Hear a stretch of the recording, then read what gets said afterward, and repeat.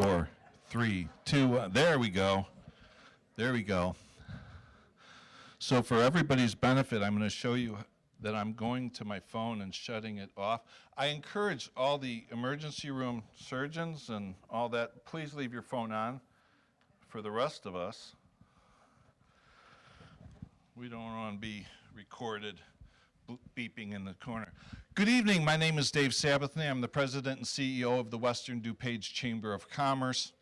Hosting the reception for the annual State of the City address here in Warrenville is one of our favorite activities. The Chamber is grateful for the strong partnership that we have with the city, the staff, the residents, the officials, and of course the businesses. Generally in my introduction, I mentioned some of the great achievements of the city that are particularly beneficial to supporting a robust environment for commerce. But I do not wish to take any of the wind out of the mayor's sail. And even a casual observer will tell you that there is a lot of wind here in Warrenville. That's, you know, it didn't sound that way when I wrote it.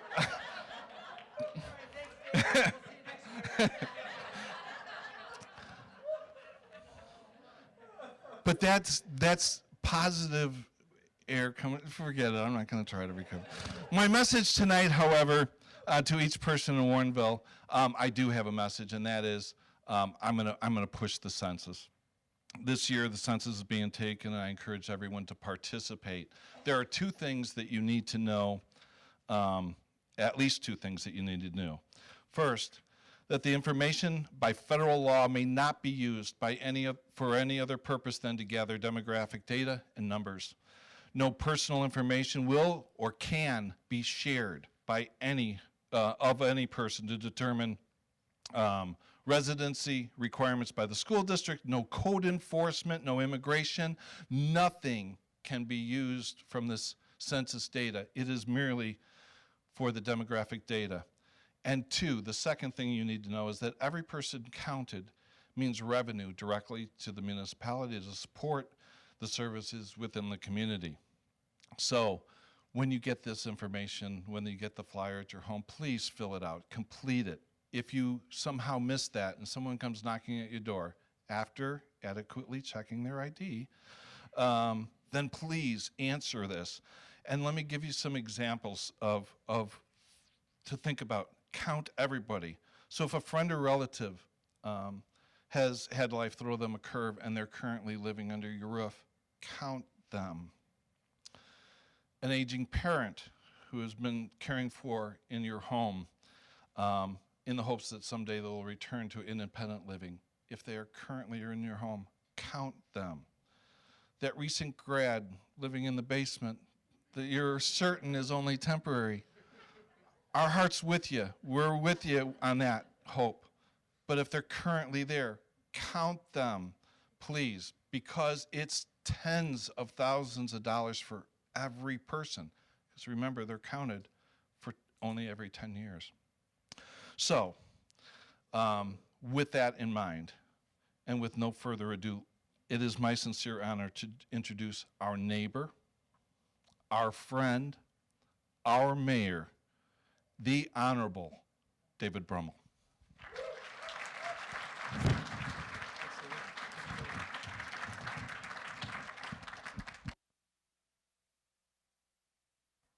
Am I on? All right. Good evening. Thank you for coming this evening. This is number 15 for me, which is hard to believe. Gets better every year, too. Now, I know. Vivian tells me I have to do at least 20, and I go, I don't know, Vivian, we'll see, because she has 20, and she said I got to at least do that many. It is a pleasure to be here. It's a pleasure to be a mayor of this little town. It gets better every year. We see all the good things that are happening.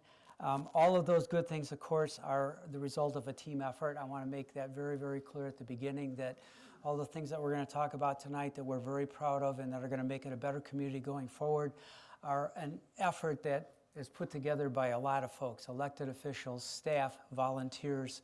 It wouldn't happen without that team effort. And one of the most pleasurable things for me about being mayor is being able to work with those fine people all the time. People that you know are not only good people, but they're solid professionals. We're very, very blessed in Warrenville with staff, with elected officials, and with volunteers that fit well into all three of those categories. So I'm proud to be part of that. I'm proud tonight to talk about some of the good things that happened last year, some of the good things that we anticipate coming down the pike. But I want to make it clear that all of that happens because of a group effort. A couple of other thanks I'd like to give tonight. One would be this particular presentation would probably be quite a snooze fest without Alma Morgan, who put together most of it for me, and we worked together on that. So Alma, thank you.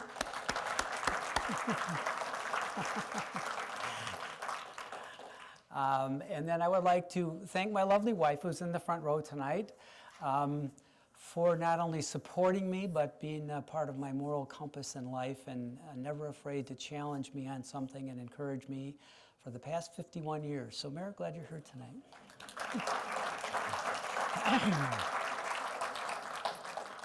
So, let's get going. There's a lot to talk about. There's an African saying that you've probably heard before, it takes a village to raise a child. I've adapted it to my purposes tonight because while you're sitting there listening to what I have to say, I want you to think about how you would finish that phrase. It takes a village, town, city to do what? You think about it. At the very end, we're going to circle back to that. We'll get some of your ideas, and then I'll give you what I consider to be my ideas on what a village, town, city does for us. So keep that in mind while you're listening to the rest of the presentation. We don't do anything by chance, and that's another thing I guess that I'm very proud of in the city of Warrenville. We think things through, we come up with plans, we vote on the plans, and then we stick to the plans. The big umbrella for all of the things that we do is our strategic plan, which was adopted in 2015.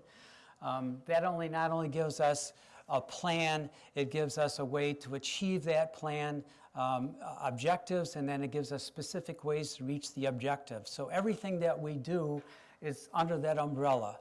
And there are 6 particular goals for that plan that you see up there. Even when we get our weekly reports about what's going on in the town, it usually tells us which one of those, which category it fits in, so we know we're working towards a goal. Whenever we determine that we're going to do something, we have to make sure that it fits into that plan somehow. We have a work plan for the city. We have many strategic plans that fit underneath this, sub-area plans, but this is the big one. This is the umbrella that keeps us going and keeps us on track. Again, that is voted on by the council. Everything that we do is voted on in public by the council, and staff does a terrific job of listening to the policymakers and following policy. So that's it. We're going to look at all 6 of those categories for 2019 and then for 2020 and going forward. So we'll start off with economic development. This is probably the busiest one, the biggest one that has the most good news. If you're familiar with the Navistar building over on Winfield Road, it has been empty or had been empty for about 8 years when Navistar moved to Lisle. Recently, Edward Elmhurst Healthcare moved their corporate headquarters to that building and leased almost the entire building. They had several corporate centers. They've consolidated all of those in Warrenville. They're delighted to be in Warrenville. They're bringing about 1,000 employees to our daytime population. And then the 5th floor was still available, and Kimley Horn, an engineering firm recently leased that. So now that building went from being empty to bringing 1,150 people to Warrenville every single day to go to our restaurants, to go to our entertainment, to shop at Target, et cetera, et cetera. You know that daytime population is very important to a community because those folks spend a lot of money in the community and then they go home at night, and some of them even decide to live in town, which is a good thing. And we have some developments that will be very conducive to getting those people to live in town. We'll talk about as we move along. When you came in, you probably noticed Stafford Place, adjacent to City Hall and the library, 4.3 acres that used to be a contaminated industrial site. We're going to talk a little more in detail about that later. Earhart Builders became the preferred developer for us there. There will be 27 single-family homes. As of this year, 17 homes were completed and 22 permits have been issued. We anticipate that that will be sold out and fully built out in the coming year. The anticipated market value is over $12 million, and we'll talk a little bit about that also, what that means to the community. If you've been up on 59, busy up there, you know there's a new signalized intersection south of Butterfield Road, the Duke Parkway intersection. Everton is right on the east side of that. It's a three-part development. 22 building permits have been issued this year so far for townhomes and apartments. When we did the ribbon breaking, they had not advertised yet, and they said we've already sold 6 units. I think it'll be a very popular place for people to live. It has townhomes, it has apartments, and it also has a commercial component, which is pretty exciting. I'll tell you what's going to happen there in a minute. Again, what we're looking at is taking empty land that has a minimal value and transforming that into land that has value for the community. The taxable value went from about $550,000 to $74 million when this is completed. So that is going to mean tax money for the community, obviously. That's EAV, that's important for us. The annual property tax generation is going to go from about $15,000 to almost $2 million. So over a period of time, as that builds out, that tax will keep building, and when it's done, that's the transformation from that empty property and what it will mean to Warrenville from the perspective of taxes, from the perspective of having some new people with money to spend at our businesses, raise families here, look at our homes, and maybe buy when they decide to move out of apartments. It's even a more positive thing for us. In Everton, I believe, to rent an apartment, you have to show an income of at least $75,000. So it's going to attract the kind of people that are going to come here with disposable income that will help grow the community. Lexington Trace is across the street from Everton. That will eventually be 106 townhomes. We've already issued 25 permits this year. Again, in terms of the future, in the past, the taxable value went from $330,000 to eventually $35 million, another big investment in town. And the tax generation from $800 to nearly $1 million a year for all the taxing districts in town, not just the city. So again, taking something that is an empty lot that's been sitting there forever and turning it into something that's a positive for the community. Riverview West is in Cantera. Okay, that's on the other side of town.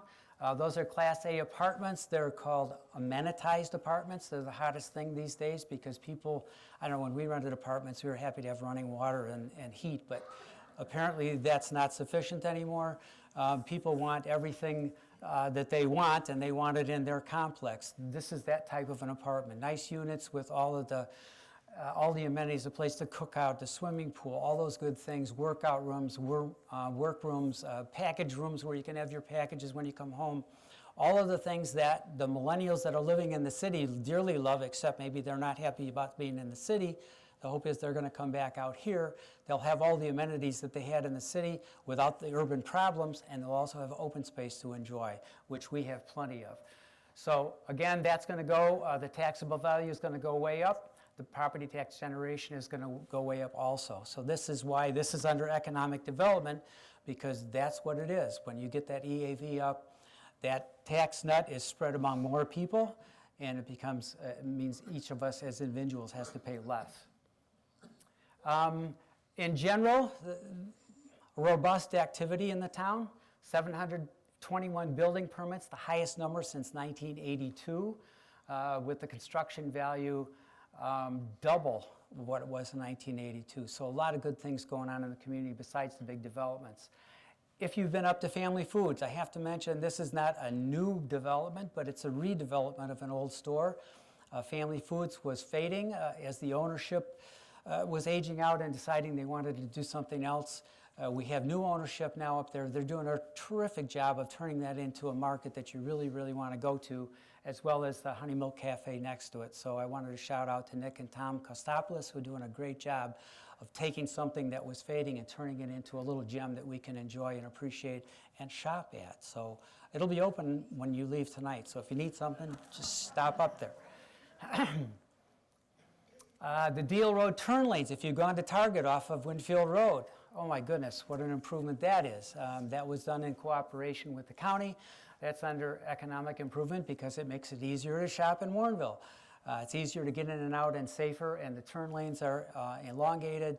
We waited a long time for that, but we're very appreciative of the fact that the county cooperated with us and made that happen. We are also, I guess, one of the things that we're known for is cooperation in this town with other taxing districts. We're very proud of the fact that we do cooperate, and we're proud of the accomplishments of the other taxing districts. The school district in particular got a dream fulfilled when the referendum passed to build their new Jefferson Early Learning Center.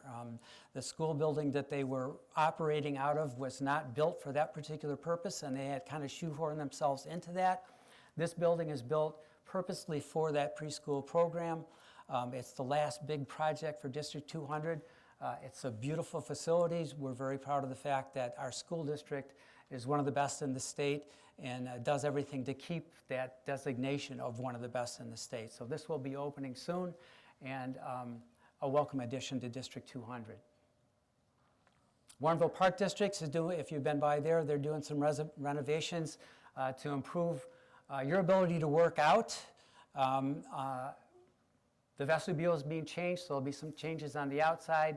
The inside's changed a little bit. There'll be some bigger workout areas, but in general, just enhancing a facility that is wonderful to have in town. The Park District does a terrific job of giving us a place to do the things that we need to do without having to leave town for a very reasonable price with a great staff. So we're very proud to partner with them also.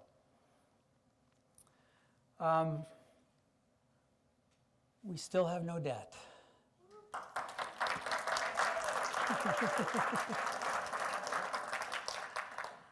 I know that's an anomaly in Illinois that you're not used to hearing that, but we're very proud of that. That's something that I always say, Vivian left that to me, and all I have to do is not screw it up. So that's what I'm trying to do, is not screw it up. That's really, really important because that means every penny that you pay in taxes and that I pay in taxes goes to performing the services that you need and you want and doesn't go to debt service. So we have no bonded debt. My intention would be to keep us that way going forward. A balanced budget, of course, is required by state statute. For us, the state, I think it's required for them too, but they don't always do it. Police pension fund is a big thing. There are a lot of communities throughout the state that are in the teens as far as their funding of that. We're at 72%, which is really very, very high. We're required by state statute to be at 90% by 2040. We're well on our way. We've made extra payments for the last few years to make sure that we stay ahead of what we need to do. So that's another way that we're fiscally responsible. The pension assets did very, very well this past year. That's another good thing for us. What we had in the past was the theory behind having healthy reserves is, you know, you need them in emergencies, but they're also an opportunity fund. And our reserves were pretty healthy, and we determined that it was very important not to let them just sit there, but if we had opportunities that came along that we knew were good things for the community, that if we didn't act on them, we would lose them, we use some of our reserves for that. Now, these are some of the things that were done. For instance, the first box there, the infrastructure investments up on 59, that's at the Duke Parkway intersection that opened up a lot of development up there, which we'll talk about some of the things that are coming now. We've already talked about Everton. Those three things, the total cost for that was about $5.6 million. What the community had to invest, again, this was an opportunity because we leveraged outside sources for that money. We only invested $1.2 million of that $5.6. So that was an opportunity we couldn't pass up, and that's an example of how we use our reserves smartly because there will be a payback for that. And the payback is increased development, which means increased businesses and homes and all of that good stuff. We also have some properties up on 59 that we were able to get at bargain basement prices because they were owned by different owners that are out of state and they had sat there empty for years. So we have a 7-acre parcel on the corner of 59 and 56 that we are holding for redevelopment also. But we were able to get that for a bargain price. Estes property was necessary again for the development of Lexington Trace up there. So these are, again, examples of investments of what we use our reserves for, knowing that there was going to be return to the community as we move along. Open space and environment is always something that people say they're grateful for in Warrenville. The environment, we are a gold designation for SolSmart. SolSmart is an operation, an organization that promotes solar energy. And the whole idea of SolSmart is to make it easy for you. If you determine you want to use solar energy on your home, the permitting process is easier, it's cheaper. The whole idea is to make it easy for you to be able to do that through the city. So we've done everything necessary to get the gold designation. One of 14 Illinois communities that has that, and there are a couple thousand communities. So we're again at the cutting edge of encouraging folks to use solar energy. We give away trees on Arbor Day. If you've come to that, you know all about that. We have a battery recycling thing out here. 618 pounds, that's a pile of batteries that did not go in the landfill and were responsibly recycled. And the same thing for medication. If you have medication at home that you're, what do I do with this? You don't pour it down the sink, bring it to the police department. There's a little modulator that you can put it in, and a company comes once a month and takes it and recycles it. But imagine those little things, they don't weigh much. How many, a couple 100 pounds of that? There's a lot of stuff that was gotten rid of responsibly. Trails and paths and sidewalks, very, very important to our community. If you're not aware, we are a bicycle-friendly community at the bronze level. There are only 3 communities in DuPage County at that level: Warrenville, Elmhurst, and Naperville. So we're in pretty elite company there. We try to promote people leaving their cars at home and getting out on their bikes and walking and running. If you've noticed on the way in during the day or when you're passing through here, the changes on the Prairie Path, that was another opportunity. The Prairie Path, if you recall, as it went past the library and City Hall, was kind of in a gully with a lot of brush trees on either side, so you were kind of going through a little cathedral of brush. That's all been cleaned out. One of the developments, Everton, had a lot of extra soil to get rid of. We had a gully to fill in, so they brought the soil, and our people spread it around and redirected the Prairie Path to get ready for the trailhead that's coming eventually. So when people come through Warrenville, instead of just this path that you're going through and then you stop and you keep going, there's going to be a place to stop with a rest area, with restrooms, and some nice stuff to look at. And all of that will look more like a downtown and less like an old railroad path out in the middle of nowhere. So that's another thing that we are conscious of, along with the signage that you've probably noticed. There'll be new signage coming eventually in Cantera. We've always been a little bit disappointed with how they haven't advertised their businesses in there, so we've been working with them to get some new signage that'll help draw people into Cantera also. That's another thing. We try to take care of the stuff that we have. Our road program is a 15-year cycle, which means all the roads in town get attention over a 15-year period of time, depending on what they need, but at least they're going to get replaced once every 15 years. Unless they're holding up, and then maybe it goes 16 or 17 years, but that's the plan. $1.25 million going into taking care of your roads again. I hope you notice, because I notice when I go outside of town and I hit potholes. When I come back to Warrenville, we don't hit potholes very often. Our folks do it right, and they take care of our roads, so that's something I think we should all be thankful for and proud of. The sewer and water extension from Landon to 59, again, that was to help that development up by Duke Parkway. Warrenville Road, we had the permeable pavers for a number of years. Sadly for us and for the other communities that experimented with that particular configuration, it was not suitable for a northern climate. It was not suitable for a heavily traveled road. We were told otherwise when it was put in. We found out the hard way that that was not the case. It makes great parking lots because people don't drive in the same spot all the time. But it's not good for roads. So we had to take that out. Fortunately, when we put it in, it was a kind of a belt and suspenders thing. We anticipated if this doesn't work, we're going to be ready to replace it. So all we had to do was replace the bricks. All the curbs and gutters and all the storm sewer stuff was already there, already done, so that minimized the impact of having to replace that. So if you've noticed, that's a little different than it was before. Something that's an ongoing problem for us, and I suspect everyone, is the I&I, infiltration and inflow. If you're not aware, we have no sewage treatment plant in the city of Warrenville. All of that goes to Naperville. I like to send send all of our stuff to Naperville. That just makes me feel good. Anyway, they treat it for us.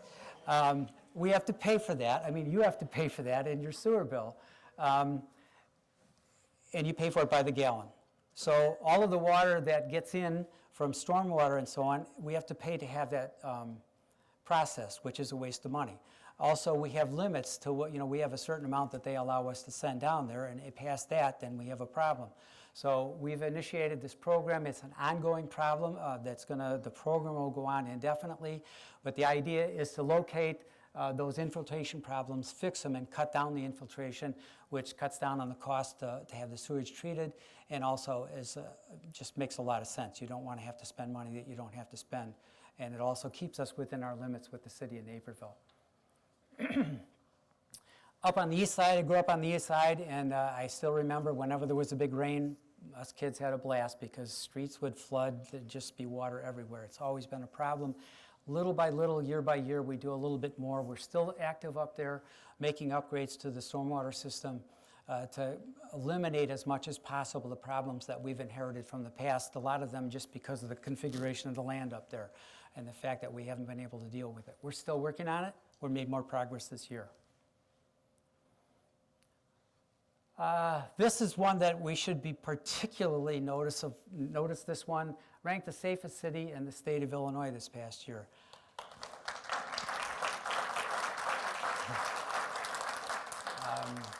I have seen several rankings. The lowest I think I've ever seen was 15th in the state, and I said, we'll take that, 15th out of a couple thousand communities. That's certainly not by chance. That's because we have an excellent police department. Chief is here tonight. There's a new group in DuPage County called MERIT, and Chief, I can't remember what that acronym stands for, but it's pretty important. It replaced the Major Crimes Task Force. It's 300 elite officers from all the communities in DuPage County that are called out when there's a major crime to be dealt with. And the first head of that organization is Chief Ray Toronto, our chief. So Chief, congratulations.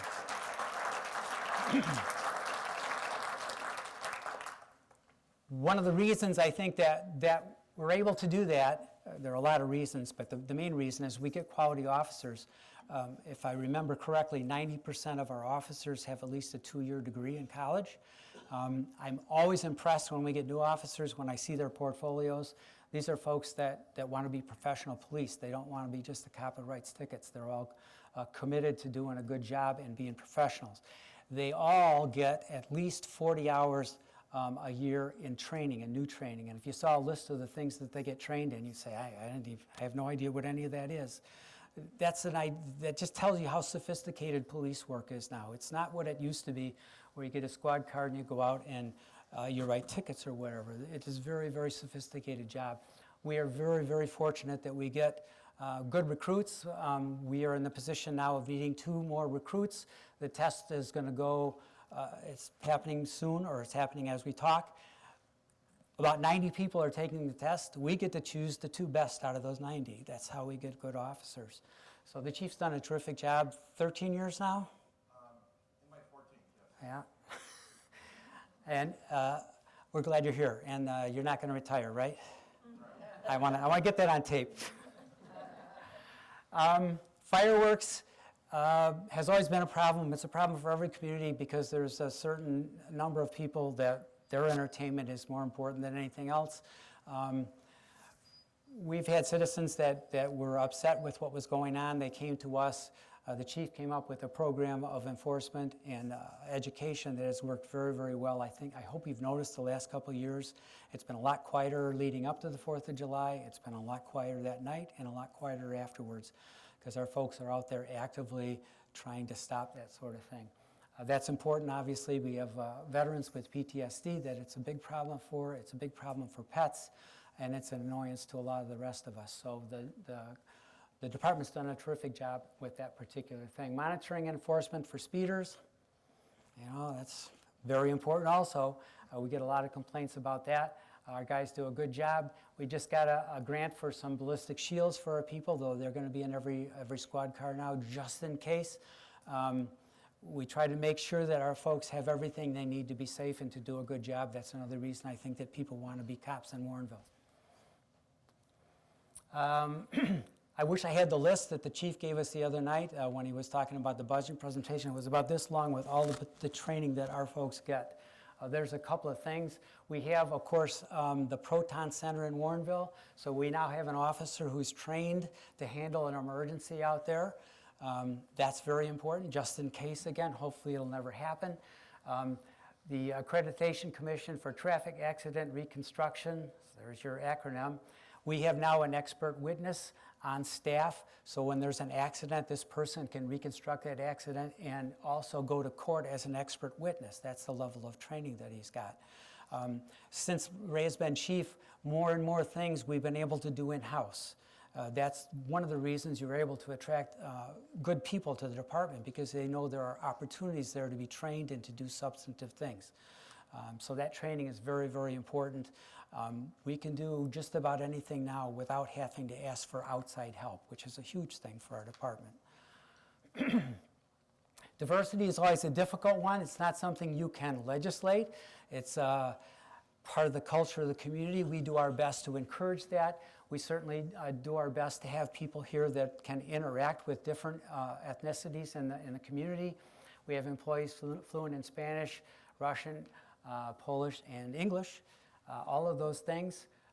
We have training on a regular basis for our employees to make sure that they stay within the bounds and do that properly. And of course, we encourage diversity at every opportunity that we have. Again, it's not something you can legislate, it's something you can train to make sure that you do better and you encourage, and that's what we do.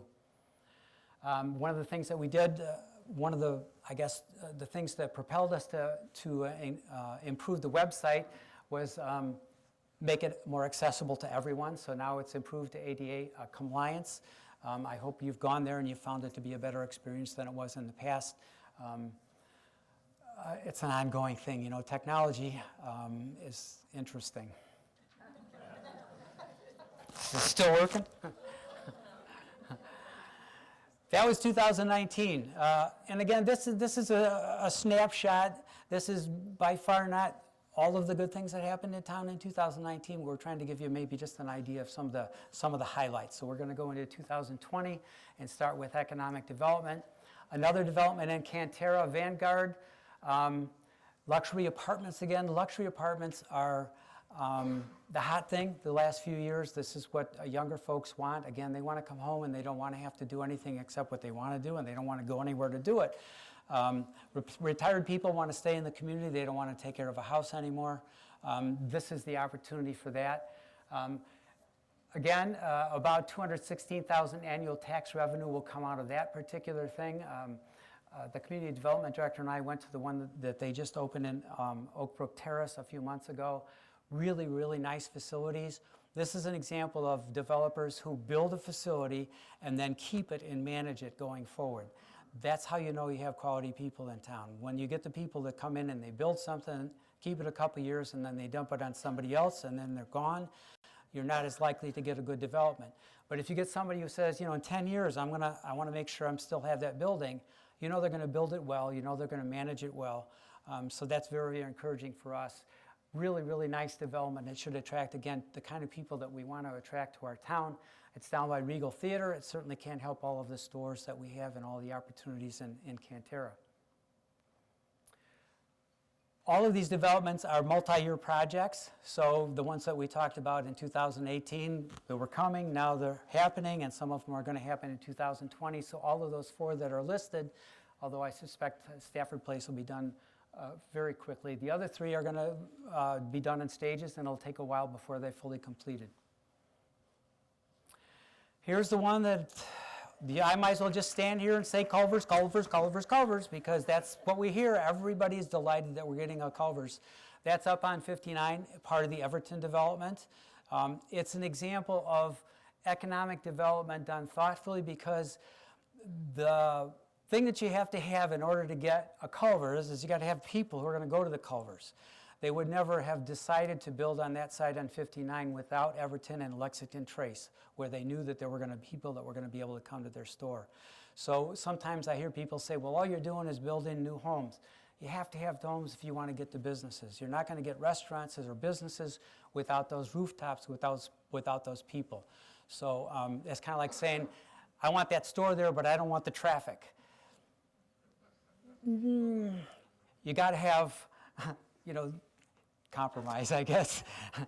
Vivian's familiar with that one. There is always something that goes with a benefit that you would prefer not to have. Some people would say, I don't like the density, but the density is bringing what you asked us to do, which is more businesses. Thornton's gas station, I don't know, can you get excited about a gas station? Can you get excited if I tell you it's $500,000 a year that you don't have to come up with in taxes? Yeah, that's a little better. Thornton's, if you're going to get a gas station, and no one gets excited about that, they're about the best people around. They do a terrific job. This has been hanging for a little while because corporate stuff is always happening. Thornton's got bought out by BP. This thing was all planned, all settled. They're going to build it, and then BP buys them, and then, no, we got to stop. We got to think about this. Are we going to do this? And so we had to wait and wait for that to get worked out. It got worked out. They came back to us. They're going to build it. It's a huge investment. It's on the southwest corner of Deal Road and Route 59, right across from Everton and up by Lexington Trace. Duke Parkway, I'm sorry. Okay. That should begin as soon as the weather permits. Oh yeah, it says right there. I could have read it myself. Horizon Senior Living Community, this is pretty exciting also for our town. Everyone is familiar, I think, with the corner of Batavia Road and Butterfield Road where the beautiful magnolia tree in the spring comes up. Wait, I'm not done yet. You can boo in a minute. These folks, if you're going to have a retirement community in your town, they're the best. Alden, very professional. It's another example of folks who build a facility, they own it, and they manage it going forward. And that's exactly what you want. The first facility they built in the suburbs was 1992. They still own it, they still manage it. It's 71 apartments. Your ability to pay figures into the rent, not your net worth, but your ability to pay. So hopefully it'll be a place that people who want to stay in town, who don't want to have a home anymore, a place for them to stay. What a beautiful site along the river for those folks. Now, for the tree. It's too big to move, and it's very, very expensive. We could try to move it, but there's no guarantee that it's going to live. They have promised us that they will plant several magnolia trees on the property. 5. Several, okay, 5. That's even better than several. And we're going to talk to an arborist and find out if it's possible to take cuttings off of that tree and give them out to folks in the community so that we can spread that community throughout the community. So we're very aware of how much people, there we go. It's the little things, right? It's the little things that mean the most if you live in a small town. Speedway has been another interesting journey, another buyout. They were originally owned by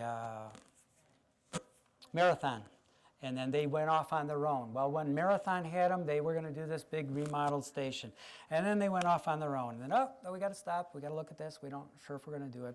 They're back again. If you're familiar with the Speedway station up on 59, it's an old, worn-out facility. Hasn't received a lot of TLC in the last 2 decades. This particular one, they bought additional property. They're going to separate the box trucks and stuff off to the back, so the cars are out in front. It's much more carefully thought out. It's not a truck stop. It's meant for day traffic, whereas Thornton's is more, I guess, ready to be a truck stop. Speedway is not the case. They're not going after anything that they don't already have. They're just making it more efficient. In terms of the environment, it's amazing. If you came to the Plan Commission when they gave their presentation of how they build these things and what requirements they have in terms of protecting the environment, it's pretty cool. Right now, the old gas station, if you happen to be filling your tank or filling your lawnmower thing and you spill it on the ground, it goes into the ground and it ends up in the groundwater and ends up in the river. The new This new station, if you spill it on the ground, they have a 3-stage filtering system. It goes into the ground and goes through those 3-stage filtering system, and it comes out clean to go in the river. So that's a huge improvement in terms of that. When the trucks come in with their fuel and they're going to put it into the tanks in the ground, the old style, you open it up and you stick the hose in there, and then the fumes just go everywhere. The new systems are sealed, they're completely sealed, so the fumes don't get into the air. So the truck comes in, it locks into the tank, the fuel goes in, all of the fumes are recycled back into the truck. It's just amazing the things that they're doing to make it a safer and better gas station. So not only will this look nicer, be more efficient, work better, but ecologically it'll be a lot more sound. So we can be a little assured that things will be better at the new station. Is he okay?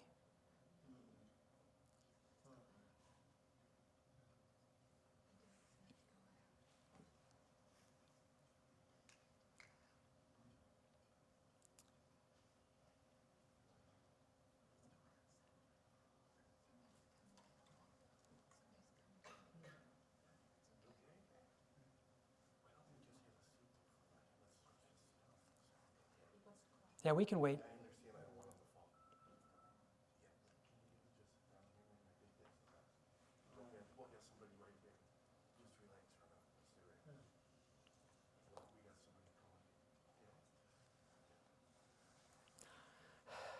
We'll wait. It's okay.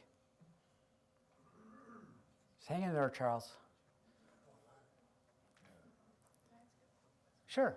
The retirement center for the affordable units, when is that coming? They're breaking ground as soon as possible this spring. Okay, so you think a year?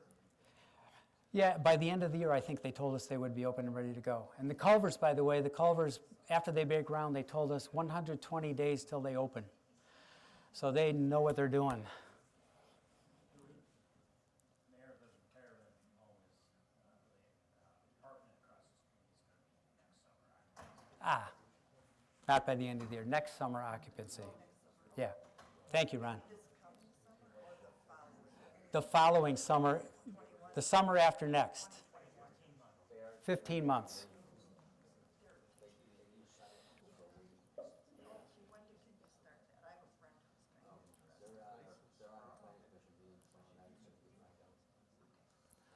Yeah, if you want to learn more about that particular development, tomorrow night at Plan Commission, they're getting their final approvals, hopefully, at 7 o'clock right here. The Plan Commission meeting tomorrow night, that development will be getting hopefully its final approvals.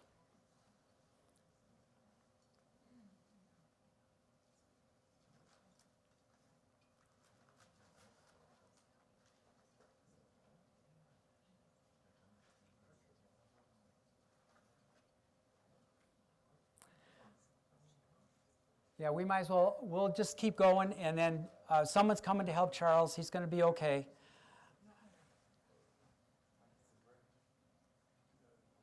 He's talking, which is a good thing.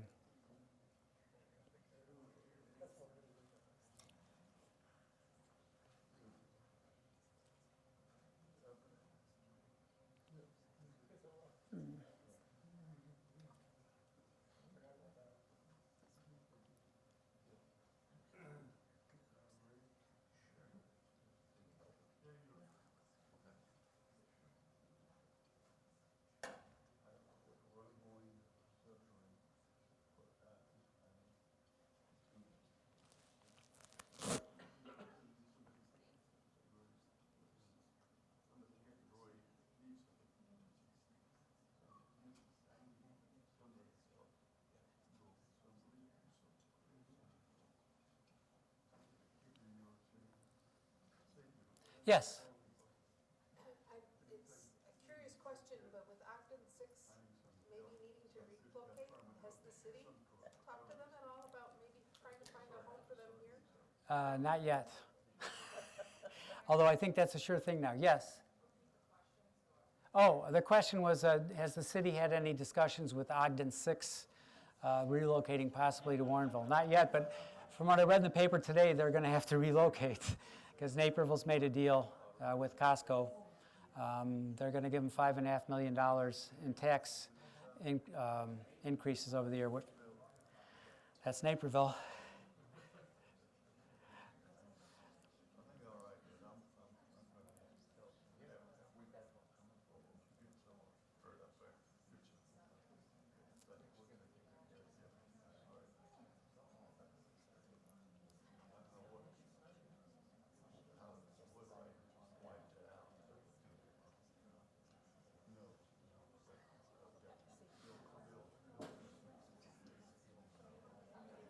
Yes. We have a microphone for you. Oh, It's a good time, we'll take some questions. this is not probably in your plan, but the restaurant on 59 that keeps opening and closing, you know which one? Yes, of Is course. there a plan for that, or? There's no particular plan on our part. It has been a problem, I think, mainly because of its location. You know, if you're going southbound, you can get in. If you're going northbound, so we've had, what, 6 or 7 different ones there? I don't know. Perhaps that shopping center has struggled for a long time, I think, because of its location. Potentially, there could be a recreational marijuana dispensary there in that area. Maybe that'll help them in terms of foot traffic. Someone's interested in that empty bank building on the corner, yes. Okay, are they here? Okay, good. Yeah, we're going to break for just a couple minutes to make sure Charles is taken care of. Good, yeah, okay.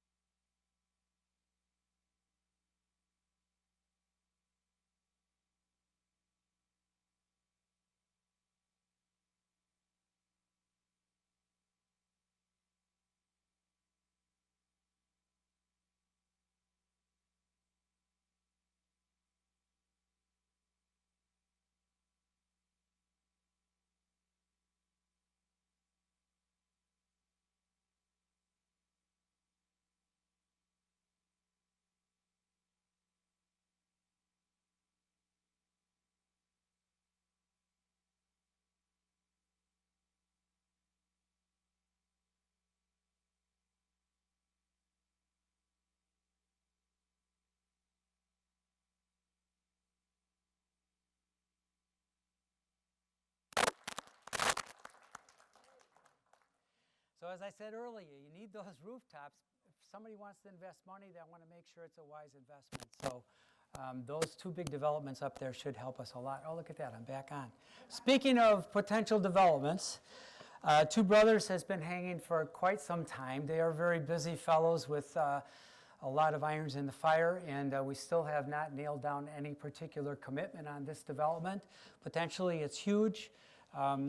They have certainly other venues that they're spending their time on, and this one has been kind of hanging. So we are cautiously optimistic that at some point they're going to act on this and they're going to move forward, but we don't have anything concrete at this point to report on that particular development. Although I suspect, like you, everybody that asks me since, when is Two Brothers going to do their thing? And I would like to know also, but it's not going to be right in the immediate future.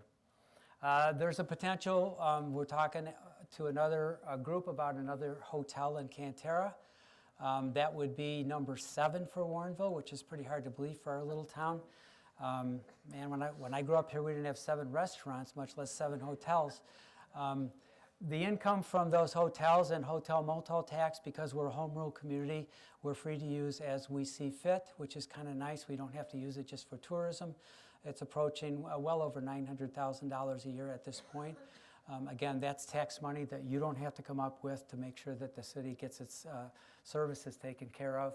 A potential another business building, a 75,000 square foot business building down in Ferry Road, of course, from the youth home. These are things that we're in discussions about. They're not for certain yet, but it's the type of interest that we've been seeing in the last couple of years in Warrenville because of the development that's going on. More and more people want to come here and be here and want to invest in our community. Here we go. We're going to continue with no bonded debt in 2020. What we're facing is our investments are going to take a while to pay off, so we're going to have to pull back a little bit. We've used our reserves to the point that we're comfortable in using them. So at any opportunities that present themselves in the immediate future, we're going to have to take a very, very close look at, because we've made investments now that are going to pay returns coming in the future, but we have to wait for those to start to accumulate so they can build our reserves again.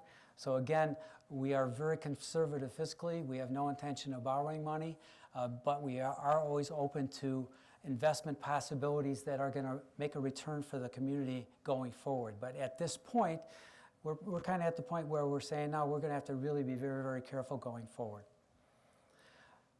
Stafford Place. I wanted to spend a little time talking about that particular development because it's a poster child for when we talk about investing in the future, how important it is and how important it is to take a little bit of a risk at the beginning to see a return down the road. If you remember what that place looked like, it was a contaminated industrial site of around 4 acres. Significant contamination. The city worked over a period of 10 years to consolidate 5 parcels together to get 4.3 acres to redevelop. It took us about 10 years to get our NFR letter from the state, which said that was cleaned up to a residential standard. There are different standards you can do for a cleanup when you have contamination. One of them is you just pave over the contamination and leave it there, and then you just can't dig it up, which is a stupid thing to do. We dug it all out, made sure that it was taken care of. Even the stuff that had migrated off of our property was cleaned up for the neighbors on Ray Street. So that was very carefully done. It was a long, involved process. Our total investment over that period of time was about $3.5 million to acquire the property and to clean it up to a residential standard. Okay, that's a substantial investment. We had several different incarnations of potential development on that property. Most of them were very, very high density. They would come and go. We would talk to people. They'd get interested. The numbers wouldn't work, and they would go, and we waited until Earhart came along. If you're familiar with Court Earhart, he does a terrific job. They have quite an organization. I was in construction when I was a younger person, and when I go by their work site and see how well organized, how carefully everything is done, how the framing, I'm a cabinet maker, so I always have to look at the framing, everything that'll be just so, very impressed. They've done a terrific job.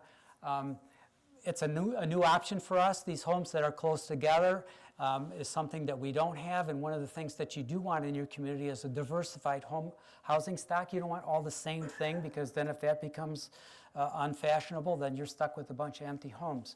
One of the things that at this point that is a harder sell that we're finding is the big houses on big lots. They're not as popular as they used to be.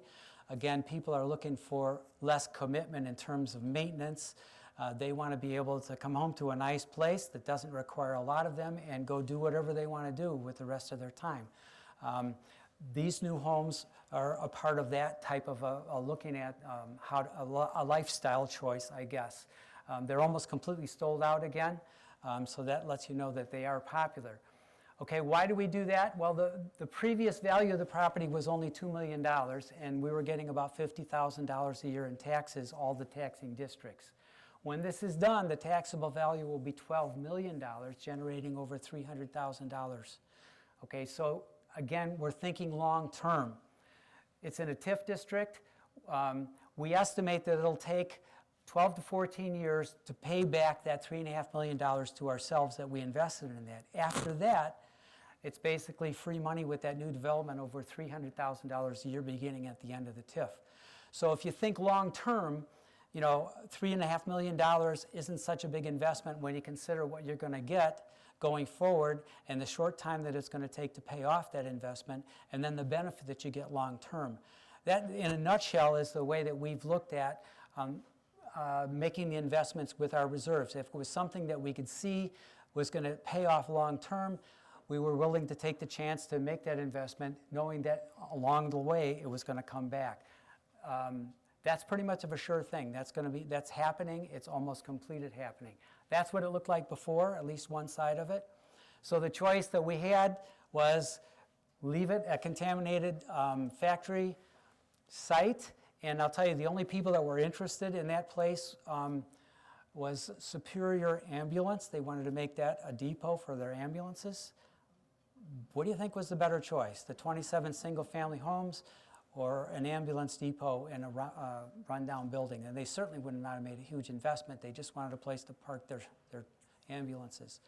So again, that's the reasoning. You may agree or disagree, but long term, we try to do things that are going to make an improvement in the community that if we don't do them, they won't happen. So imagine if you have a 4-acre contaminated site, how much it costs to clean it up. You're not going to clean it up. You're going to pave over it. The community can take the resources, clean it up, and then turn it into something that's valuable for the community. The sewer and water improvements at the Duke Parkway intersection, again, we talked about that a little bit. That is, again, something where we leveraged outside sources to get some money to make sure that got done. But another investment that's going to pay off long term, because there are more properties up there that haven't been spoken for yet that will certainly be developed, and we'll get more development with the ones that we've got going on.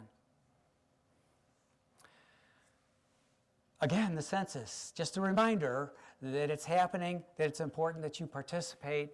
You want to put a number on it. Every time somebody says they live in Warrenville, it's $176 to the community. Again, that's money that doesn't have to come from the taxes that you pay. It comes from the federal government. So important to count everyone. Please make sure that message gets out. We have a table out there if you want more information. Natalia's here tonight to talk to you about that. So on your way out, you can stop and get more information on the census. $176 per year. Oh, per year. Per person, though. Right. But it adds up. Yeah, yeah. Now, I didn't think it was every week. Yeah, okay. Per year. Okay, I get it. Thank you. The trailhead is anticipated to begin in the spring of 2022. As I said earlier, we like to leverage our projects with outside money whenever we can, so almost $400,000 from an STP grant for the trailhead. Mack Road Trail and Bridge replacement, we've been working on that for a number of years. It's been very problematic. We almost to the point where we thought we had it, and when we discovered that the bridge would not accommodate a path. So we have to replace the bridge, the aging bridge. So now that's all being engineered. That's coming hopefully in the spring of 2022 also, with another very large grant from outside the community. The Citgo property is something that, man, if I had a dollar for every time somebody asked me about that, I could buy it. It is a particular thorn on our side, I guess, because it's not what Warrenville is. It's you come down the hill and you see a dilapidated gas station. We want to get rid of that as much as you do. Believe me, trust me on that. We see the same thing. There have been multiple problems in making that happen. The current ownership of the property has been particularly difficult to work with. It's an investment group that bought a bunch of underperforming gas stations, and their interest is not particularly in Warrenville, and they've got other stuff going on, and it's just been not as smooth as it could be. The contamination is pretty extensive on that property. It's another example of if the community doesn't clean that up, it'll be like that forever because no business is going to buy it, spend hundreds of thousands of dollars to clean up the contamination, tear down an existing building, and build a new building. It's just not economically feasible. So from our perspective, it's another example of how it's important for us to get involved as a community, use community resources to buy it, to clean it up, and get a couple of businesses along Batavia Road and a linear park along the river because a large part of that property is on floodplain, so it can't be built on. So there'll be a double-edged sword benefit for the community in that we can get a couple new businesses and we can get a park and some additional trails along the river. We're working on it. We're probably as close as we've ever been to a resolution. We've done our due diligence. We pretty much know what the contamination is at this point, and we're getting cost estimates on cleaning it up, and then we're looking for what we always look for, outside sources of money to make that happen. Another reason that you would want the community to do that is there are sources of money to clean it up that are available only to municipalities, not to individuals. So we have access to some money to make that clean up that if you bought the property, you wouldn't have access to, which makes it even more unlikely that a private party would buy it. City infrastructure is always part of what we do. We take care of our places. Again, last year, remember, $1.25 million for the road program. This year, another $1.5 million to make sure that they don't get too bad, because if you let a road go too long, it's far more expensive to fix it than if you take care of it when it should be taken care of. You never think about the inside of a water tower, but that's got to be painted too. So that's another expense that we're going to have. We did get an outside grant for Summer Lakes for the square courts.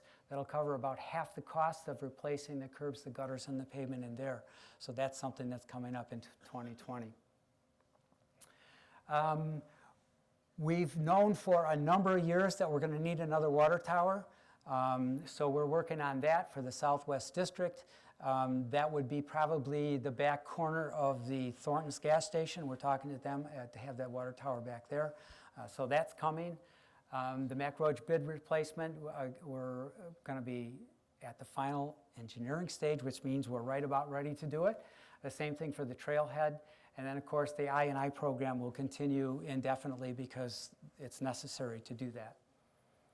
Public safety will continue to be, I hope, the safest or one of the safest communities in the state. We have the chief has programs in place that are going to continue. The fireworks initiative will continue, the neighborhood roll call. This cannabis expungement project is a pretty big time sink. These are all the minor violations that have been gone to court that now we have to go through all the records, and all that has to be taken out. So that's a big thing. National Night Out, I think 4 years in a row we got a national award for that. One of the best in the country again. That's another one that the chief and his folks have grown in the last few years. When I first started, I remember it was kind of a small-scale neighborhood thing, and it was kind of fun. Now it's citywide. We get 1,500, 2,000 people at Cerny Park, and it's a lot of fun, a lot of families, and a lot of free food, so keep that in mind. The police trainings, I mentioned that earlier. We're going to continue with that. As I said, every officer gets at least 40 hours a year in specialized training. Those are some examples of the types of training that I think I can understand. Some of the other stuff is pretty esoteric, but again, it's a sophisticated profession these days, and I'm very grateful that our folks are getting the training they need to do it well. The crisis intervention team is a big thing because that de-escalates a lot of problems that could escalate when you have people that maybe have emotional problems or some confrontational situation that could go either way. When you're trained in crisis intervention, you're trained to de-escalate instead of escalate. So that's a good thing for the community and for our citizens. Diversity, again, we try to recruit as many as we can of people. First of all, they have to be good at what they do, but we're certainly happy to have a mix of ethnicities as much as possible in town that reflects the community. That's very important to us. We already have that in our volunteers, so keep in mind that we always need volunteers. At present, all of our commissions are fully staffed by volunteers, and I'm very grateful for that, but openings do come up from time to time, so keep that in mind if you want to contribute in a very positive way, make some new friends, and have some fun. Oh, this is one that the staff, look at them, they're all just looking down. The ERP has been going on for over a year. As the community grows and matures, you have systems, you have ways of doing things. And if it's a small community, sometimes those things are just what you could afford to have. Eventually, you get to the point where you've got 15 different ways of doing things. None of them talk to each other. Some of them are not supported anymore technologically. Some of them are near the end of their useful life. And it becomes very, very difficult to do your job efficiently. What the ERP is again, a huge umbrella where all of this stuff is going to be brought together under one roof and one system so that everyone in the different departments in the community can communicate with each other. We're going to reduce the amount of paper that's necessary because a lot of it will be done technologically. Data transmission and keeping the data is going to be far more efficient. It'll be better for you in terms of interfacing from the public. You'll be able to get building permits online, all kinds of stuff that'll make it easier for you to communicate with the community and for the community to do the job that it needs to do efficiently. So this is a huge, huge undertaking, as you might understand, because it's like a remodeling project in an old house, and you get a price for that, and somebody says, well, I think we can do it for that, and then they open the walls, and then they go, well, hey, come here. See that? That's going to be a big, big one. Well, this is the kind of stuff that we've run into, which was inevitable. We anticipated it. There were some problems, too, with our consultants. A lot of the stuff that we do, we have to get outside consultants, and there was some turnover with the consultants, would put the project back a little bit. Nothing ever goes as planned, but this will happen. Accounts payable is now live. You will see in the coming year more and more stuff that's going to be more efficient, done better, less paper usage, and better communications between our people and between you and our people. All right, back to where we started. Who has anything to contribute in terms of it takes a village, town, city to, and there's a microphone coming around. What about a Warrenville newspaper? It takes a village, town, city to have a newspaper. I'm open to it. I'd love to have a newspaper, but that's a private enterprise. It has been a problem in the past because it's a lot of work, and newspapers are not doing well these days. Yes, that ship has sailed. We've tried it in the past. I'd love to have one, but it seems like it's not going to happen. Because someone would have to make the investment to do it, to set it up, to run it, and then to do it every week. And we've got somebody in the audience who did that in the past, and it's very, very difficult, right, Mike? Yes. He's very succinct. Yes. Okay, back to this. Any ideas? What do you expect from an aggregate of people that live together? What's your expectation? What's good? I think just the way we. Oh, hold it. Just a second. I think it shows in the way we take care of one another. There's a series of books that I've read, and the mayor always says, but she doesn't say Warrenville, but I will. Warrenville takes care of its own, and I think we do care about one another. Okay. And I think it's what keeps us wanting to be So here. it takes a village, town, city to take care of each other. Yep. Okay. Good.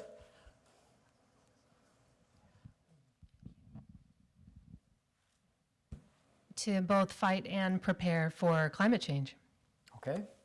Right. That would be something that, as an individual, you can't do a lot, but if the community gets behind it, we have we have the advantage of numbers.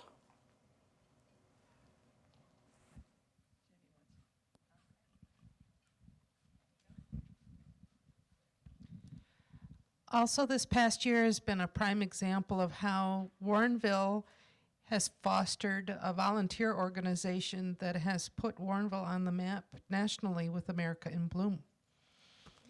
So a group of volunteers can get together and not just be, I mean, with the support of governmental agencies and districts and stuff like that, we've all come together in order to really make ourselves a lot more marketable as far as our environment, our outside environment is concerned, and how we tell our story as a community. So we have that to be proud of. And not to mention how much more beautiful the community is. Yes. And Dorothy Deer is here. Stand up, Dorothy.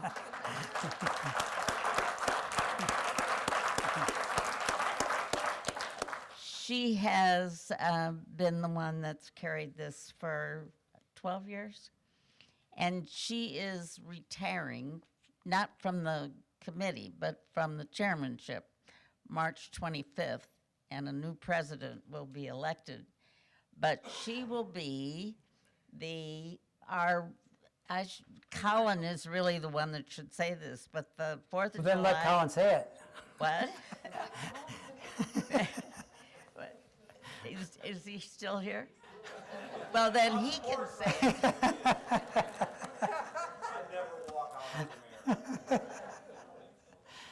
I guess we're announcing today that Dorothy Deer is our parade marshal for Bloomin' and Boomin', which is our theme for the 4th of July festivities. All right, anyone else want to add something in?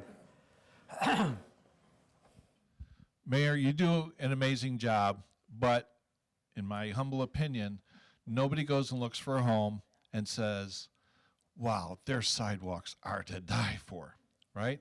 It's the organization. So I'll complete that sentence by saying it takes a village, town, or city to get it done and to get it right.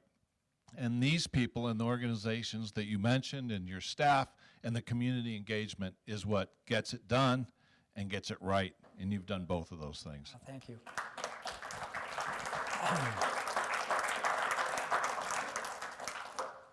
Everything you said kind of fits in with my thoughts. I had my thoughts put up here. I'll share them with you right now.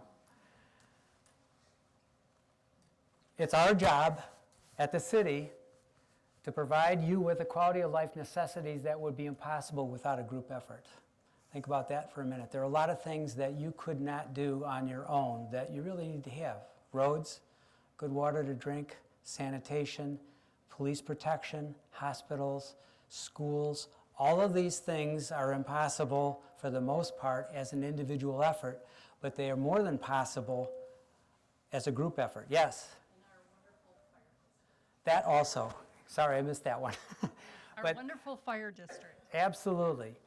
So from my perspective, the way I look at it, our job as a city is to provide the context for all the things that you mentioned.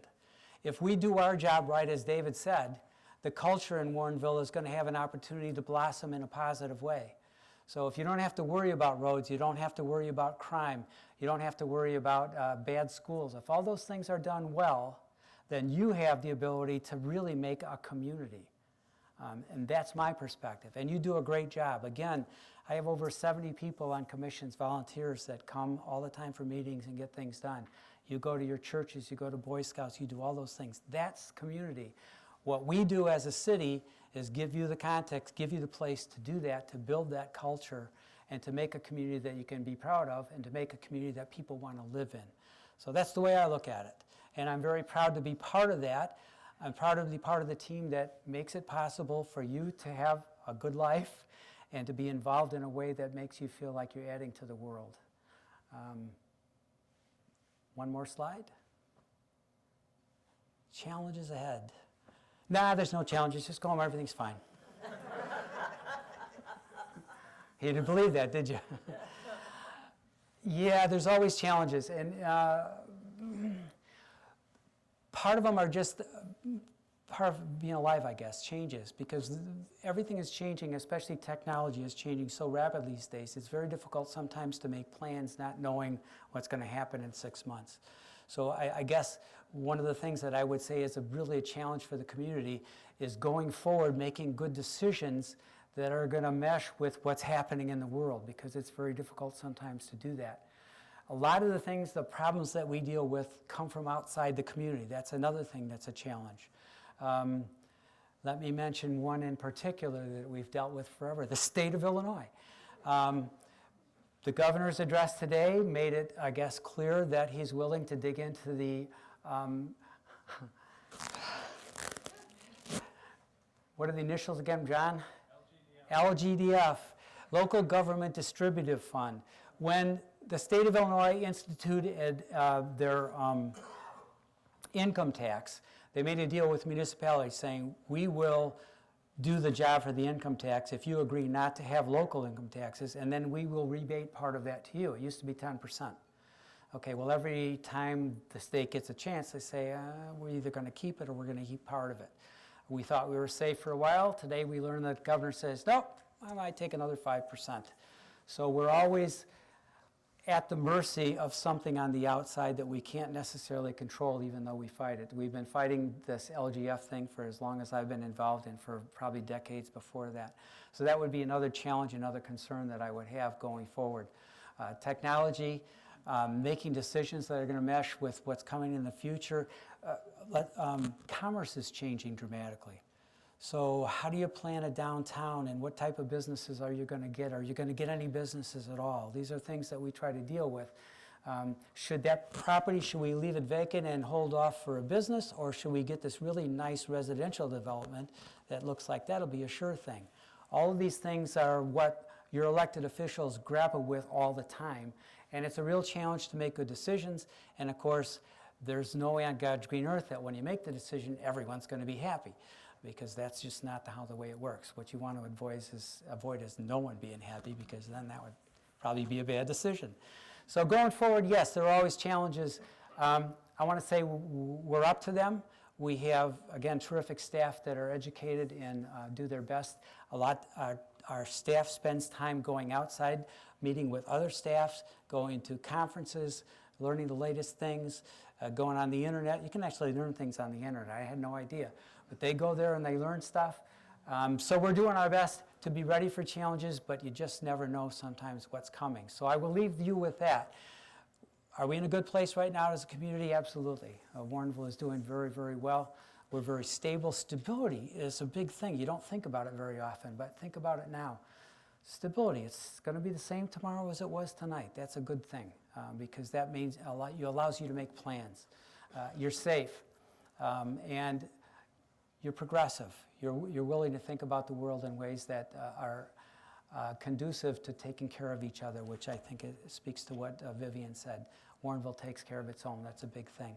So I thank you very much for coming tonight. I appreciate your attention.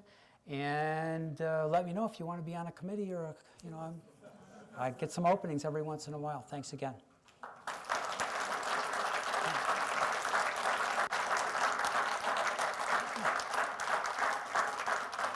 And there's more food out there.